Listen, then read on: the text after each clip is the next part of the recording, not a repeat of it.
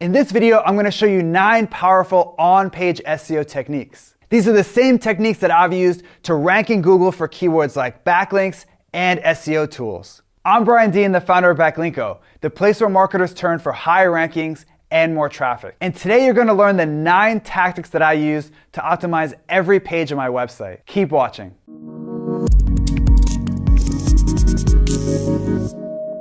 I launched my first website way back in 2008. Needless to say, on-page SEO was a lot different back then. In those days, keyword stuffing was all the rage. I mean, people would actually argue on forums about what the best keyword density was. If my page has 879 words and my keyword appears 17 times, that's a keyword density of 1.9%. Perfect. Today, thanks to Google updates like Hummingbird and RankBrain, on-page SEO is much more complex. But one thing that hasn't changed is that there's a right and wrong way to optimize your content. And in this video, you'll learn the right way. So without further ado, let's dive right in with technique number 1, which is to use super short URLs. So I recently teamed up with a handful of SEO software companies to conduct the largest ranking factor study ever. In total, we analyzed 1 million Google search results. And we discovered that short URLs tend to rank better than long URLs. Fortunately, it's super easy to use short URLs on your site. Whenever you publish a new page, make the URL short and sweet. For example, in my guide about keyword research, my URL is simply backlinko.com/keyword research. Speaking of URLs, our next technique is to include your target keyword in your URL. Again, this is really simple and easy, but it can make a difference in your rankings. When you're creating your URLs, just make sure to include your target keyword in that URL. For example, in this post, I'm targeting the keyword SEO tools. So I made the URL short, and I also included my target keyword in the URL. Okay, so now it's time for our next technique, which is to use LSI keywords. LSI keywords are words and phrases that search engines use to understand what your content is all about. For example, let's say that you're writing an article about The Simpsons. How weird would it be if your content didn't include terms like Homer, Springfield, and Mr. Burns? In the SEO world, these closely related terms are called LSI keywords. And when you include these LSI keywords in your article, it helps Google understand your content's topic. So how do you know which LSI keywords to use? A simple strategy that I use is to search for your target keyword in Google. Then scroll to the bottom where Google shows you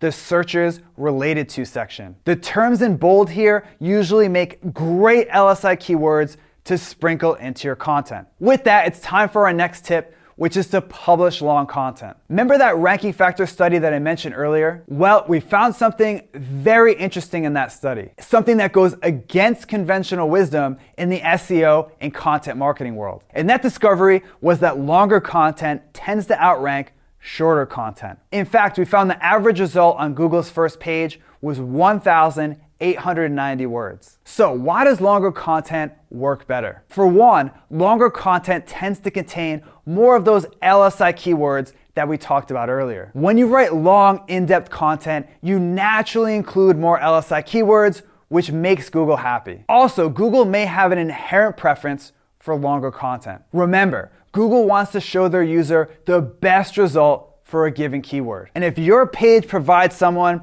with a comprehensive answer to what that person is looking for, Google will want to rank you high up on the first page. In fact, my highest ranking content also tends to be my longest content. For example, this post about SEO techniques is a whopping 4,000 words. And that's one of the reasons that it ranks in the top 3 for the keyword SEO techniques. Okay, let's dive right in with technique number 5, which is optimizing your title tag for click-through rate. Now, you probably already know that you should include your target keyword in your title tag. That's on-page SEO 101. But what you may not know is that you should also optimize your title tag for click-through rate. Why? Because it's a huge Google ranking factor right now. In fact, a Google engineer recently gave a presentation where he confirmed that they use CTR as a ranking factor. In other words, if people search for a keyword and click on your result, it sends a strong message to Google that you're a great result for that search. And they'll likely give you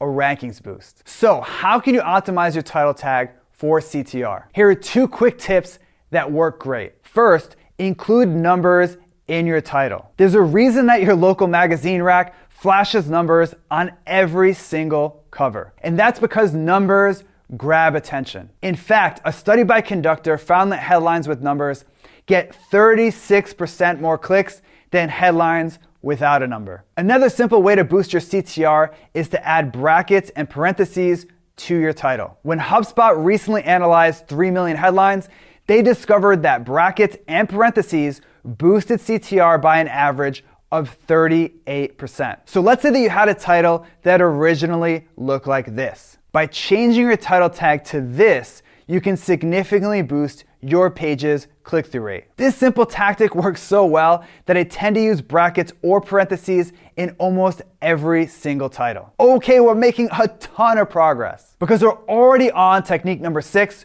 which is to use external links. The guys at Reboot Online recently ran an interesting SEO study. They made up a new keyword that had 0 search results in Google. Then they created 10 different websites that were optimized around that fake keyword. 5 of the websites linked out to other websites, and 5 of their websites had no external links. What do you think happened? The 5 sites that contained external links outranked 100% of the sites without external links. So it's clear that Google uses external links as an on-page ranking factor. The question is, how can you use them on your site? It's simple. Include 2 to 5 outbound links to authority resources in every single article. For example, at Backlinko, I generously link out to resources that help my readers out. And these external links make a small but significant difference in my rankings. Now that we've tackled external links, it's time for me to show you how to use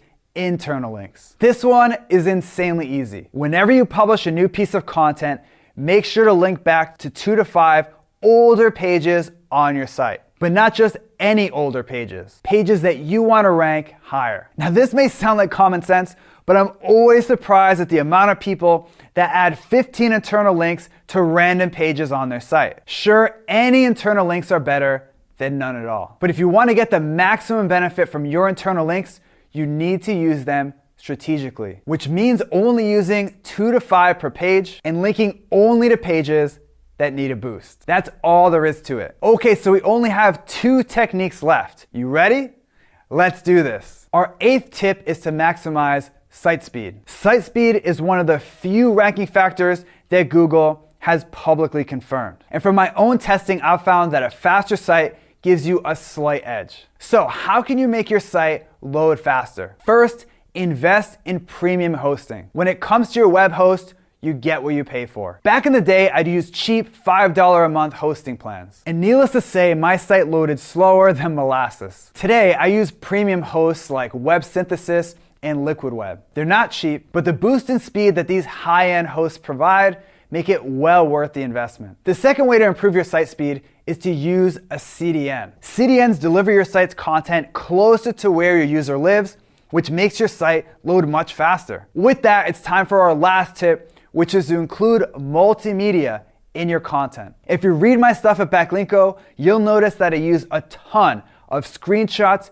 videos, and charts in my content. All of this multimedia makes my content more valuable to my readers. And make no mistake, user experience is something that Google directly measures. For example, if your page has a high bounce rate and a low time on site, Google will drop your rankings. On the other hand, if people stick to your content like superglue, they'll want to show your content to more people. And in my experience, using lots of multimedia helps people stay on your site longer. Did you learn something new from today's video? If so, make sure to subscribe to my YouTube channel right now. Just click on the subscribe button right here. Also, if you want exclusive SEO and traffic techniques that I only share with subscribers, head over to backlinko.com and sign up for the newsletter. It's free. Now, I want to turn it over to you. Which on-page SEO tip from this video are you going to use first? Are you itching to try LSI Keywords? Or maybe you want to start publishing longer content? Either way, let me know by leaving a comment below right now.